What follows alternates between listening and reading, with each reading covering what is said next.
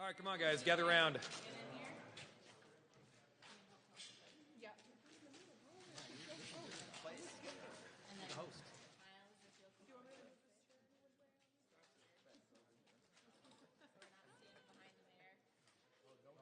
Do stand behind me. Generally, yeah.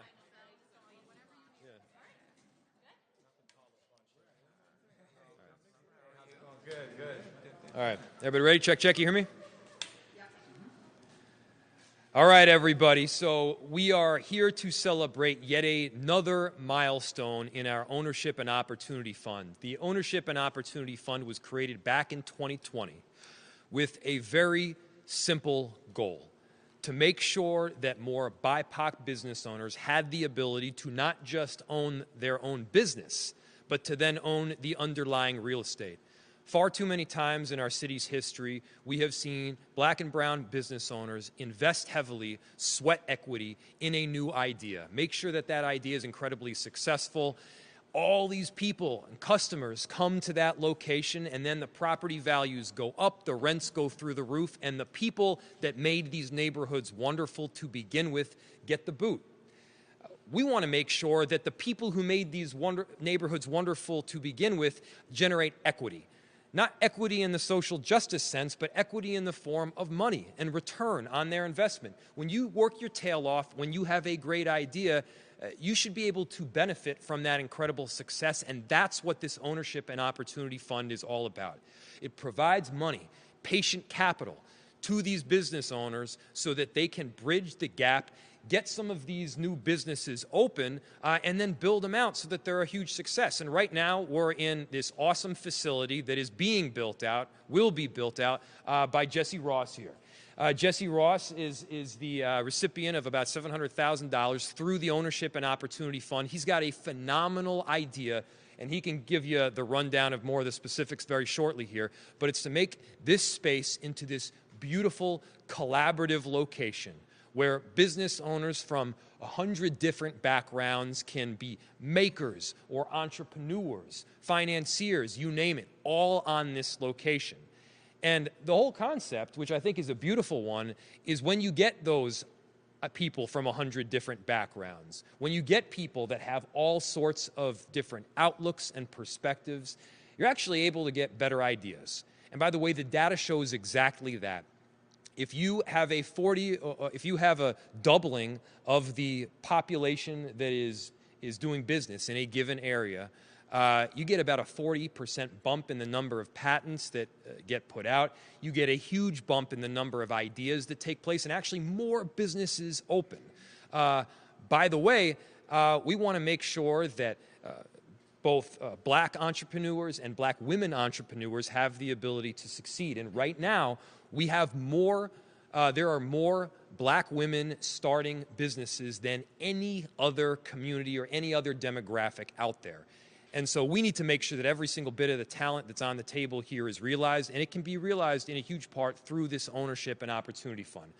As of now, this is now 3 years in, we have committed $11.2 million to go out to 22 different businesses, to not just own their own business, but to own that underlying property. That's 22 businesses that have been able to take a great idea and run with it. That's 22 businesses that are going to be able to benefit their communities in an incredible way. That's 22 people that ultimately get to take that investment and pass it on to the next generation, and then the generation after that, because they've built the kind of equity that we all talk about. This is the city putting our money where our mouth is, and I want to give a huge thank you to all of the elected officials and the city staff that have helped make this possible. I mean, I could literally thank every single person in this room. Several of them are going to be talking behind me in just a second here.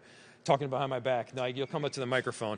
But of course, a big thank you to Councilmember Ellison. We were working on this from the very beginning. To P.J. Hill, who was the chair of my economic inclusion task force, to Miles Mercer, who has done incredible work in this area specifically, and to our council president, Andrea Jenkins, all behind me. Also want to give a huge shout out as well to Peter McLaughlin, I see standing back there, who is headed up with LISC. They've been a critical partner in making all this happen. And, you know, I could go down the rung for everybody. Allie, way to go. Rebecca, phenomenal. Kristen, you know, we got a good team here. And this team is helping to roll out a phenomenal idea. So thank you so much to everybody. This is a milestone that we should be celebrating. This is good stuff that's happening in the city. With that, I would like to turn it over to, I believe you, to Council President Andrea Jenkins, who has helped spearhead this from the very beginning. Thank you. Thank you. My name is Andrea Jenkins. I'm the president of the Minneapolis City Council. I'm thrilled to join Mayor Frey, Councilmember Ellison, and staff here to be able to talk about this amazing program that has, as the mayor stated, funded 22 opportunities for people to own their own businesses, one of which is in Ward 8 and has become one of the most talked about new businesses in the country. Marigold, which is a NA, non-alcoholic liquor store. I guess you call it a liquor store. But they don't sell liquor, but it's super popular. And yeah, and so I'm really thrilled about this project. I know that we have assisted a number of Black women business owners as well. And today we're celebrating Jesse, who is bringing this building online and to be able to support Black businesses. You know, I've been a proud supporter of Minneapolis Black Business Week, which we have been doing every year for the past 3 years. My team, my office has been critical in helping to organize that along with the mayor's staff. And, you know, when the mayor started his economic development work group, they came out with this idea to help build the Black middle class. And this is one of the ways that is happening. So I'm really thrilled to be here and thrilled to be able to introduce my colleague, Councilmember Jeremiah Ellison.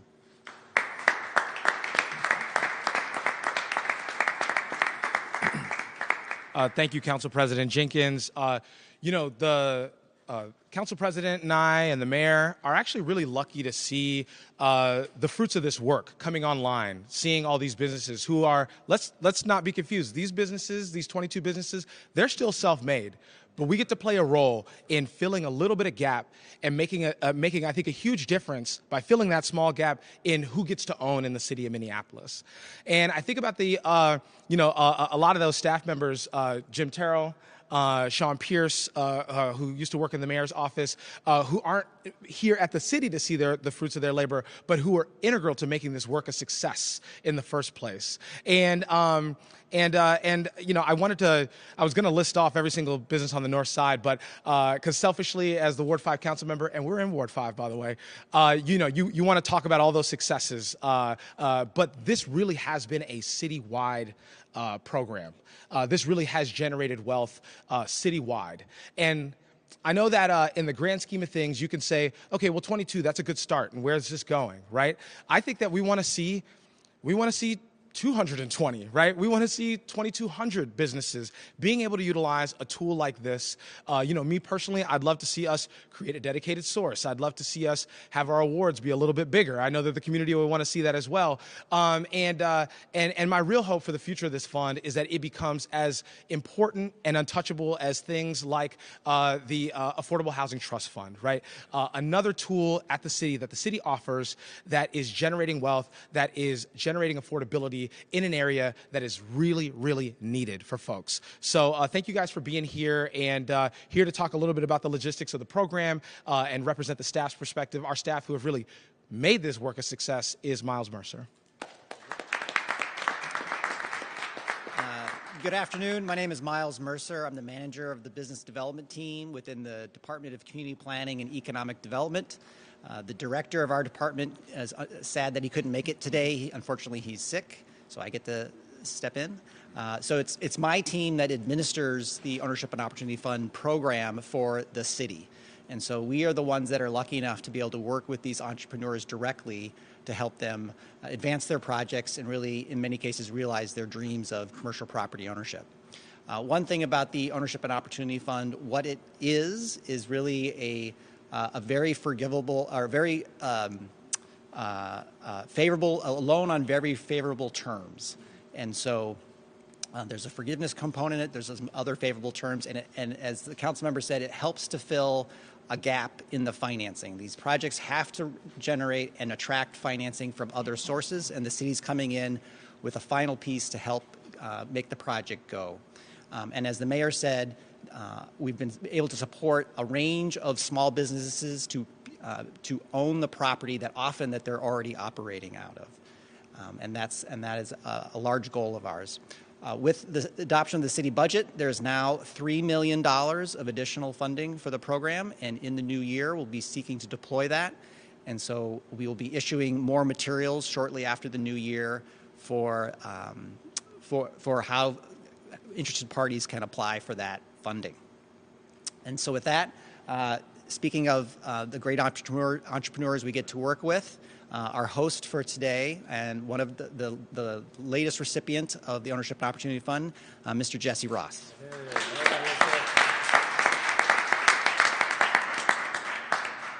Well, thank you for coming home, I would say. Welcome to my building, and I say my, but really mean we, as an opportunity for the community to have community ownership, but also an opportunity for people to see someone who looks like them, who comes from the community, who looks like the community, but also who lives in the community, to have an opportunity to own a commercial space in the neighborhood that they grew up in. So my name is Jesse Ross. Thank you very much. Thank you, Mayor, elected officials, my friend PJ, who holds many hats. But also I would say thank you for my team, who you all can't see, who are amazing people. I'm very grateful to be here. I'll tell you a quick short story on how I got here. I was born in Jackson, Mississippi. My mother came here when I was younger, when I was a baby, actually. She worked for the Minneapolis Urban League. And so I was the kid who sat under tables watching her meet with former Mayor Sharon Sells Belton, leaders in the community, Governor Mark Dayton, all different people. And her whole job was to employ people from the community. And so when Nabisco was here and IBM and all these other entities, her job was to figure out how to create resources and opportunities for folks from the community. Fast forward 20, 30, hopefully not that long, 30 years later, here I am hoping to do the same thing. So in our building, my hope is to create affordable commercial space for offices, for industrial opportunities, but for business owners. We mentioned Black women as being one of the highest entrepreneurs that are growing in this country, but for people who are looking for a space, and commercial space is going up at this point. So we're trying to find a way to get more businesses inside this building. There's tons of money going out to entrepreneurs, but not ownership opportunities. And so I'm grateful for the City of Minneapolis and all the people that are responsible for creating this opportunity. And then I would say the other piece that I think is most important is not to just own a space, not to just be able to build your business, but to be able to pass something down. And so I have 5 kids, 6 if you count my nephew, so they're gonna need something at some point.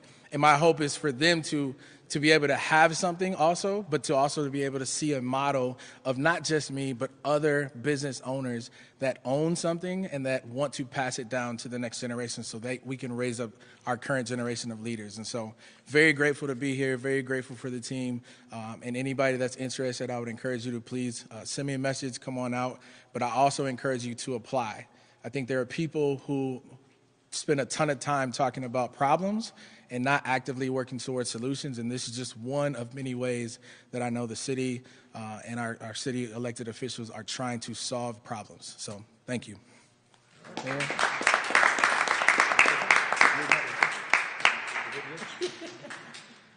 With that, we'll open it to any questions you might have. Jesse, can you talk more about what you want to put in this space? You mentioned obviously commercial business space, but like, what do you envision in here? What have you, like, is this drywall up here you, or like, tell me about what we're looking at. No, that's a great question. I would love to see, so we have about 12 or 11 tenants in this space right now. I would love to at least double that number. One of my goals was when I originally got in this space was to be able to say, how do we not only create opportunities for women and people of color, but how do we actually walk the talk? And so when we say we want to create opportunities, can we get to a place that it at least reflects what the city looks like, right? Can we get to something that says 51% women and people of color? Can we get to a space where we think about the diversity of businesses, right? Industrial, office, nonprofits. And so I'd love to have a diverse group of folks in here. And then at the same time, you got to find people who can afford rent. And so I think the one thing that I'm really focused on is making sure that we hear the stories of these business owners and what their needs are, and not just put up walls, but to be able to create opportunities within the walls in those spaces. Did that answer your question? Sure. And, yeah, I mean, but like, is this space just this building, or is it like the whole? It's the entire block. Okay. Yep. So from here all the way up to 26. So we're 68,000 square feet, if that helps. Yeah, it's a lot of space. This is last money in, right? Like, this is the final 33%. Like, it's up to 33% of the project cost. I mean, I'm just curious. Like, the question for you is like, what's the challenge in getting that first package of capital together? Like, that's a great question. So I wouldn't say it was easy. I think that every entrepreneur has their own education and understanding. So I come from a fundraising background. I also come from a community development background. And so I would say it was probably easier for me to think about strategies of how to build the capital stack versus someone who's just starting off flat out. I would also say the reason why it was a lot easier for me is because of my team. And so she's going to hate me for doing this, but Mary Shorgan and Eddie from Assembly helped me navigate how that works. I would also say Kate Speed, who put up with me so much, also figured out how to navigate, like, from a list perspective. Here's what we can do, here's what we can't do, here's what we need to see. And there's probably like 5 other people that I won't name, just to not continue name dropping and forget people. But I think really the resource of helping people who haven't done this figure it out is the hardest part. So when you say, so this building, $4.4 million, right? How do you get to that capital stack? If the city is saying, hey, we can come in at this amount, or that 33%, that's great, but what about the rest of it? Who's going to fund it? What are the issues that come along with being able to be fundable, right? Do you have your business in order? Do you have your reports in order, your taxes in order? But also, do you have a business that's actually generating revenue as well? So it's probably more than what you asked for, but you asked. Other questions for any of us? Oh, just get an emotional response from the day you heard that this was green lit. Like, what did that mean to you? Yeah, I was like, you want me to cry right now? What's the question? Emotional response from? You know, like the day you got the phone call or text, or were you like, oh my gosh? Tell me that thing you told me before the thing started. I don't know what I told you. Right. Here's go ahead. I was going to say, we kind of have, and Miles can correct if I'm saying anything quite wrong, we have the criteria of what you can get, but then we have sort of this if not but for principle, right? Right. So that means that Jesse is, don't let me speak for you, but like the debt services he's taken on is the maximum that you can take on. Absolutely. And so even though we're coming in and making making it possible to own, I don't think we could argue that we've made it easy to own. Right. The risk is still his, and so it's probably just another like, thank God we're gonna get the building, but probably not like he won a game show. You know, definitely didn't win a game show. If anything, I won a tuition payment. I would say to answer that question, my wife and I have conversations all the time about me thinking about things or saying that I want to do something and then just getting and doing the work. So when I got approved for the funding, I will say I was a little shocked, not because I didn't believe that I could do it or that we would get it, but that this is one step closer into owning a space. I didn't plan on doing this. I'll be honest. Mary put me up to it, which sounds terrible. But she painted the idea of saying, hey, here's some work that she has been doing in her own professional life, but also personal life. Here's some work that I have been doing in working with her and building a relationship. Here's an opportunity, and we keep hearing that name, that term, like here's an opportunity to do something together. But what could you, me, dream about in my own community? And she was just like, how can we make that happen? And so being approved for a ton of debt is not like the most thing well, it is something you want to cry about. But being approved, knowing that, hey, this is one step closer to create an opportunity for other people and to make a dream become a reality is, I think, something to really be proud of. So I appreciate that question. Any other questions for any of those wonderful people? Thanks, everybody. Absolutely. Nobody's asking about those 5 kids. Exactly. Right. Man, we have tuition payments too.